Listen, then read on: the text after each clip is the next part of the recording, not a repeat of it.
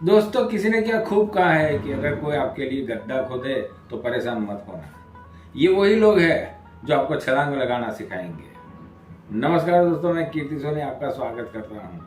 I hope आप मस्त होंगे, स्वस्थ होंगे और व्यस्त होंगे। दोस्तों, हर कोई आदमी चाहता है कि अपनी तरक्की हो।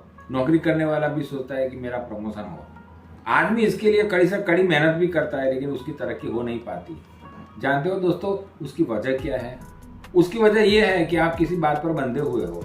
मेरा कहने का मतलब यह है कि एक ऐसी चीज है जो आपकी तरक्की को रोक रही है। जिस दिन आपको पता चल जाएगा कि मेरी तरक्की में ये चीज बाधा बन रही है, आप उस चीज को हटा दोगे तो आपकी तरक्की आसमान की बुलंदियों को छुएगी। इस बात पर रोशनी डालती हुई ये कहानी आपको सिखाएंगी कि उसे कैसे हटाया जाए। तो चलिए दोस्तों, वीडियो को लंबा ना करते हुए चलते हैं सीधे कहानी की ओर। बहुत समय पहले की ये बात है। राजा के जन्मदिन पर किसी ने राजा को उपहार के तौर पर बाज के 2 बच्चे भेंट दिए थे। वो बड़ी अच्छे नस्ल के थे। ऐसे शानदार बच्चे राजा ने पहले कभी देखे भी नहीं थे। राजा ने उसकी देखभाल के लिए एक आदमी को नियुक्त भी कर लिया था। जब कुछ महीने बीत गए तो राजा ने उस बाज के बच्चे को देखने का मन बनाया और वो उस जगह पहुंच गए जहां उसे पाला जा रहा था। राजा ने देखा कि वो बाज के बच्चे अब बड़े हो चुके थे और पहले से भी शानदार लग रहे थे। राजा ने बाज की देखभाल करने वाले आदमी से कहा, मैं उसकी उड़ान देखना चाहता हूँ, तुम उसे उड़ने का इशारा करो। उस आदमी ने ऐसा ही किया। इशारा मिलते ही दोनों बाज उड़ने लगे। पर ये क्या, एक बाज आसमान की ऊंचाइयों को छू रहा था, वही दूसरा बाज कुछ देर उड़कर वापस डाल पर आके बैठ गया। ये देखकर राजा को कुछ अजीब सा लगा। एक बाज आसमान की ऊंचाइयों को छू रहा है, वही दूसरा बाज उड़ना ही नहीं चाहता। तो वो आदमी राजा से कहने लगा, जी हुजूर, इस बाज के साथ शुरू से ही ऐसी समस्या है।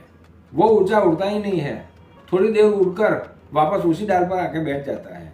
वो इस डाल को छोड़ता ही नहीं है। अब राजा को तो दोनों बाज बहुत ही पसंद थे। वो दूसरे बाज को भी उतनी ही ऊंचाई पर उड़ता देखना चाहता था। राजा ने दूसरे ही दिन राज्य में ऐलान कर दिया कि जो भी व्यक्ति इस बाज को ऊंचा उड़ाने में कामयाब होगा उसे ढेर सारा इनाम दिया जाएगा। फिर क्या था, राज्य में से एक से बढ़कर एक विद्वान आए और वो बाज को ऊंचा उड़ाने का प्रयास करने लगे। पर हफ्तों बीत जाने पर भी बाज का वही हाल था, थोड़ा उड़ता और फिर वापस आकर डाल पर बैठ जाता था। विद्वान प्रयास करते करते थक गए और वो वापस चले गए। राजा दुखी हो गया। वो चाहता था कि ये बाज भी उसी तरह ऊंचा उड़े, लेकिन आए हुए विद्वानों से भी ये हो ना सका। अब इस बात को 3-4 दिन बीत गए।